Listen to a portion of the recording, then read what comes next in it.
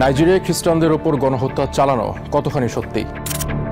President Donald Trump truth সোশ্যালে জানান, নাইজেরিয়ায় যেভাবে খ্রিস্টান ধর্মাবলম্বীদের হত্যা করা হচ্ছে এটা অব্যাহত থাকলে আমেরিকা দেশটির সব ধরনের সহযোগিতা বন্ধ করে দেবে, এমনকি প্রয়োজনে সেনা অভিযান পরিচালনাতেও দ্বিধা করবেন না বলেও জানান তিনি। এদিকে প্রেসিডেন্ট ট্রাম্পের সামরিক পদক্ষেপের বার্তাকে স্বাগত জানিয়েছে দেশটির খ্রিস্টান সম্প্রদায়। স্থানীয়রা মনে করেন এমন সহিংসতা বন্ধে এখনই পদক্ষেপ নেওয়া প্রয়োজন। এক বিবৃতিতে খ্রিস্টান গণহত্যার কথা অস্বীকার করেছে নাইজেরিয়ার সরকার। জানিয়েছে নাইজেরিয়াকে ধর্মীয়ভাবে অসহিষ্ণু হিসেবে চিহ্নিতকরণ তাদের জাতীয় বাস্তবতাকে প্রতিফলিত করে না। আসলে কি নাইজেরিয়ায় খ্রিস্টান গণহত্যা হচ্ছে? বাস্তব পরিস্থিতি আদতে কি? নাইজেরিয়ায় 220 মিলিয়ন মানুষ বসবাস করে, যার মধ্যে 200টি এথনিক গ্রুপও বিদ্যমান।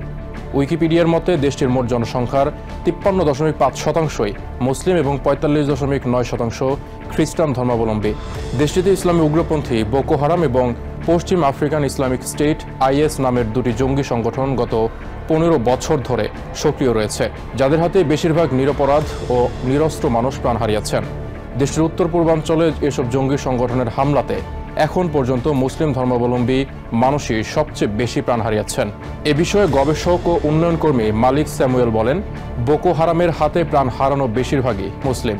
এজন্যই বলা হচ্ছে খ্রিস্টান গণহত্যার প্রশ্ন ঠিক নয়।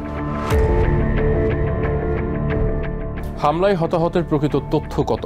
আমেরিকান ক্রাইসিস ম্যানেজমেন্ট গ্রুপ অ্যাকলেডের দেয়া তথ্য অনুযায়ী চলতি বছর বেসামরিক মানুষের উপর 1923টি হামলা চালানো হয়েছে। এদিকে ধর্মের উপর নির্ভর করে খ্রিস্টান ধর্মাবলম্বীদের উপর হামলা হয়েছে আদতে 50টি। আমেরিকান বিশ্লেষকরা দাবি করছেন 2009 সাল থেকে এখন পর্যন্ত 100,000 খ্রিস্টান ধর্মাবলম্বী প্রাণ হারিয়েছেন, কিন্তু এমন তথ্য আদতে কোথাও পাওয়া যায়নি। কনফ্লিক্ট অ্যান্ড ডেভেলপমেন্ট ইন আফ্রিকার বিশ্লেষক বুলামা বুকার্তি জানিয়েছেন, এই ন্যারেটিভ বা ভাষ্য সম্পূর্ণ ভুল। বুলামার গবেষণা গ্রন্থে তিনি দেখিয়েছেন, বোকো হারাম এখন পর্যন্ত 83টি চার্চে হামলা চালিয়েছে। অপরদিকে 72টি মসজিদেও হামলা চালিয়েছে তারা। এসব হামলায় 2000-এর বেশি মুসলিম নিহত ও খ্রিস্টান ধর্মাবলম্বী মানুষ নিহত হয়েছেন 1500 জন।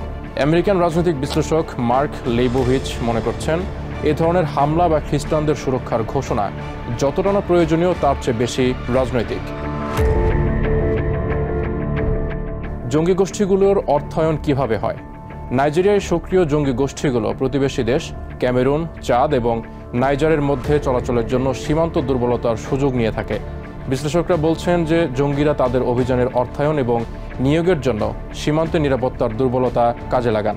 আর সদস্য সংগ্রহের জন্যও গোষ্ঠীগুলো সীমান্তবর্তী অঞ্চলের দরিদ্র ও অবহেলিত গ্রামীণ এলাকায় বসবাসকারী তরুণদের বাছাই করে তারা।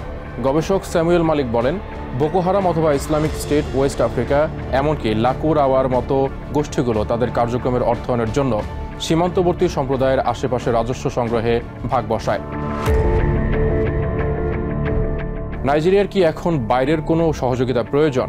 প্রেসিডেন্ট ট্রাম্পের সতর্ক বার্তার পর নাইজেরিয়ার সরকার বলছে, ইসলামপন্থী বিদ্রোহীদের বিরুদ্ধে লড়াইয়ে আমেরিকান সাহায্যকে স্বাগত জানাবে, যদি তাদের আঞ্চলিক অখণ্ডতাকে সম্মান করা হয়।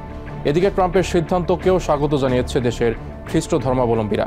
তবে গবেষক মালিক স্যামুয়েল বলেছেন, আমেরিকার এই সহযোগিতা যদি দুই পক্ষের অংশীদারদের ভিত্তিতে হয় তবে নিতে আপত্তি নেই। এর বাইরে গেলে তা দেশের স্বাধীনতার পরিপন্থীও হতে পারে বলে সতর্ক করে দিয়েছেন এই গবেষক। নিউ ইয়র্ক থেকে সম্প্রচারিত TVN 24 টেলিভিশন বিশ্বজুড়ে বাঙালির কণ্ঠস্বর।